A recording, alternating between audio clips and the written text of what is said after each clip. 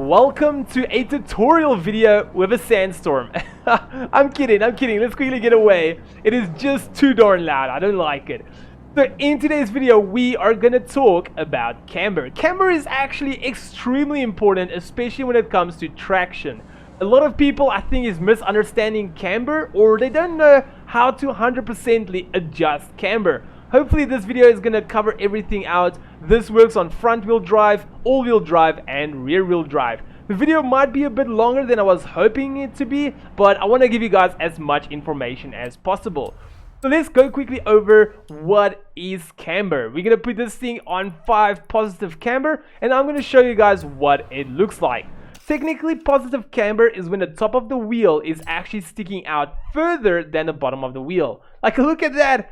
It looks like he hit a pavement or something. That just looks horrible. It looks really, really horrible. And then the negative camber is the opposite. It's where it looks more like the stance car that you get today. I'm gonna go to tune. I'm gonna quickly go to -5. Oh, up there. Come on. There we go. So we're gonna quickly go all the way back. Let's just go into photo mode. It's just so that we can get in a little bit closer. So here we go. This is oh yeah, there we go. This is negative camber for you guys. It's actually going into the wheel arch. So obviously what you want your car to have is you want your car's wheels to be flush like the rear one. So obviously you're telling me now, but if I put it on 0, it's already flush. What's the use of this video? So let me tell you guys where everything changes. So what happens is with any car, as soon as you're accelerating, the front of the nose is actually going up. For example, look at the wheel and the body in the front of this car. I'm just going to accelerate in first gear. Did you guys see the gap in the front? And look at the rear. It actually compresses a little bit. Let's just quickly get away from here. Okay, there we go. This should be fine. So you guys just saw now that when you accelerate, the front actually lifts up and the rear goes downwards. So what happens is, whenever that happens, your camber is actually changing. Let me show you guys. Oh, I see the sandstorm is going away. Let's just quickly get a little bit closer this side. So let me quickly show to you guys how it's changing. We're going to go quickly to tune car. We're just going to make it 0, where it's obviously most of your tunes are going to be at.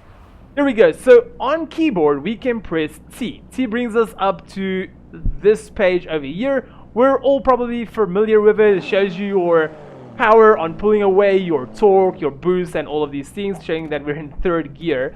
But nevertheless, you want to go actually to your tires and MISC.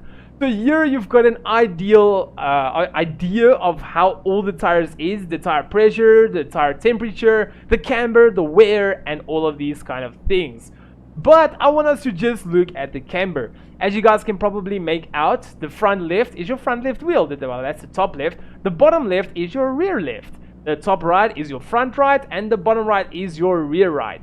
So as you guys can see, our camber settings is on 0. Trust me, it will never be proper 0, because obviously your car has a certain weight to it, more weight to the left or more weight to the right, and etc and etc and etc. But your goal is to always keep it as close to 0.0000 as possible. That is your ideal goal. But quickly, just look at the front. Let's all of us just look at the front left camber. So unfortunately my mouse doesn't work. It's just I don't know what's up with it. It's like it's underneath the game. So the front left camber, let's look at it while I accelerate in 1st gear.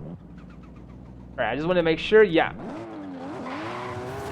Did you guys see it went to like a 1.4? Let me do it again. That was a 1.3. Just quickly do it again. That was another 1.3, but that's a very high 1.3. We can call it, give or take, 1.4. So what's happening is that your front end is actually lifting up. So now you can imagine that when your front end of your car is lifting up, it's technically picking up your wheels as well, but it's not picking your wheel up from the top. It's picking your wheel up from the inside, which will result in positive camber, because obviously your weight goes to the back. And your suspension, even if it's stiff, even if it's hard, it results in almost the same. So your nose lifts up, your wheels are actually folding outward because it's tightened on the inside. So that results into a positive camber. So the way you're going to fix that is you're going to go to tune car, you're going to go to alignment, and because it was positive 1.3, we're going to go in negative 1.3, meaning that under acceleration, our wheel is flush to the ground. It doesn't help our wheel is flush when we're standing still, but as soon as we pull away, the car just changes and it starts spinning out and our wheels are not flush. We're just going to work on the front for now. We put it in minus 1.3. As you guys can see, it just changed on both wheels. So we're going to quickly do another acceleration and let's see how close to 0.000 it can get. Oh, okay, that went to a positive 0.1, so that we can still adjust. Let's quickly try again. That went to a positive 0.2. Let's try one more time. Positive 0.19. So we're actually getting really close to perfection with a flush wheel. We can actually put this one on minus 1.4. Let's quickly try this again. Oh, that was so close. That was like 0.06, I think it was. Let's try again. Oh, that was 0.005. Okay, let's look at the front right and just see what the difference is.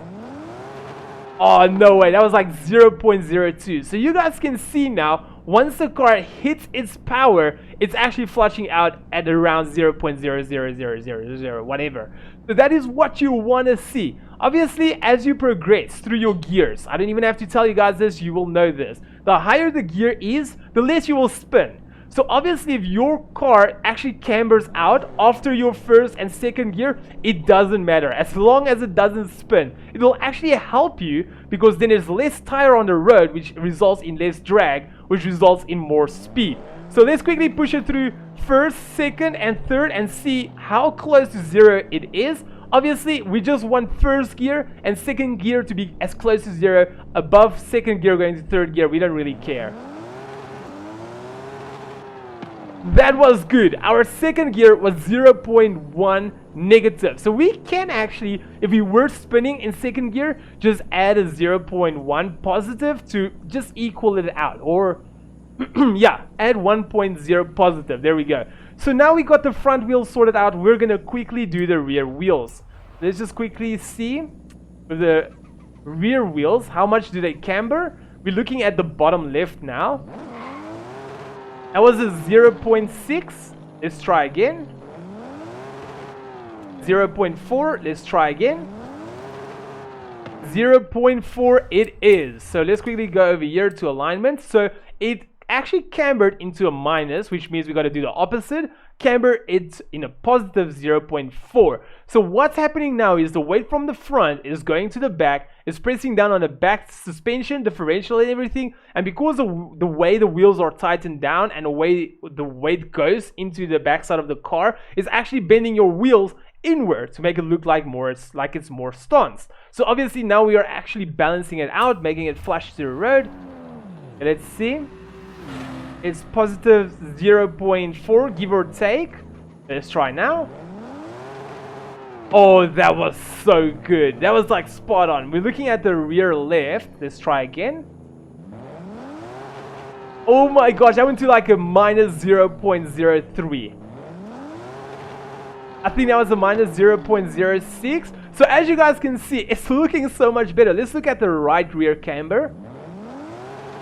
Minus 0.08. Obviously, it's not going to benefit us to change that a lot. That's 0.1, and it all depends on the circumstances as well of what your car is driving on, taking corners and all of these things. But for a straight line, this is going to be ideal. This is probably as good as you can get your camber for the car. That is not bad at all, everyone. So there is our all-wheel drive setup. So for the front-wheel drive and the rear-wheel drive, they are very, very similar, if not almost to be exact.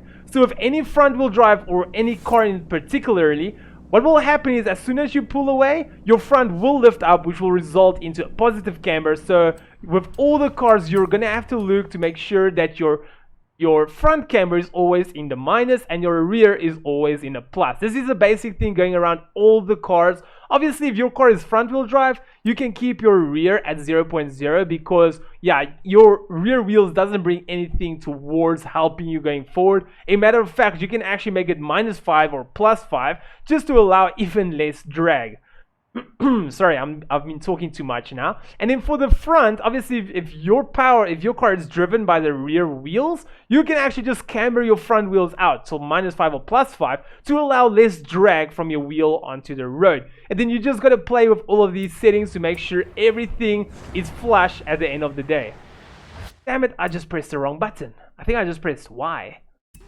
Anyway, so there we go. So this is the page you're looking for, and I do hope that this video helped you out. If it did in any other way, if you guys got any comments or questions or stuff, let me know in the comments below. If it did help you out, if you did find it entertaining, informative or whatsoever, make sure to drop a big like. If you would love to support the channel, especially if you're new, hit the logo at the bottom right corner to subscribe. If you want to see a similar video, hit the icon on the left. If you want to see one of my most recent videos, hit the icon on the right, and I'll see all of you legends in my next video. But for now, peace out everyone.